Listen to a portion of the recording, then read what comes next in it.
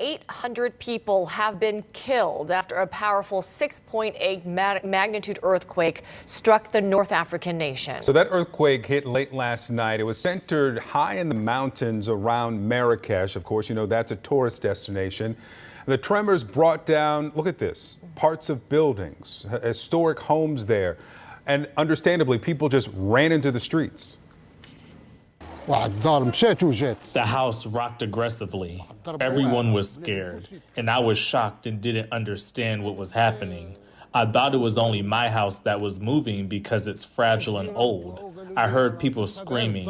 Everyone went out of their houses. The street is full of people and women screaming. That's what happened. Even now, people can't go back home because they're still afraid.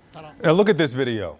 Two men, you see them run when they feel the shaking, and then moments later, you see all the panic, more people running, and then this, rubble falling when the men had been just moments before. Wow.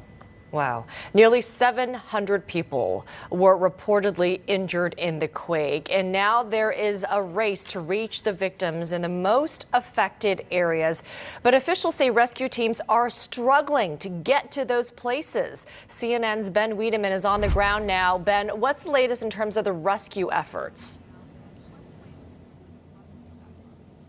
Well, those rescue efforts have been intense over the last few hours. Unfortunately, the epicenter is about 45 miles to the southwest of Marrakech in the high Atlas Mountains. I've been in that area. It is very rugged, very difficult to reach in the best of times. And what we've had here is this earthquake happened at 13 minutes past 11 in the evening, at a time when many people were in their homes sleeping. And this is an area that and certainly in the rural areas, it's very hard to reach. And so those rescue efforts are running into challenges. Now, within the last 15 minutes, Moroccan state television has announced that the death toll has reached at least 820. And of course, the expectation is, in fact, that the death toll will continue to rise. Now, a little while ago, CNN spoke with one man in one of those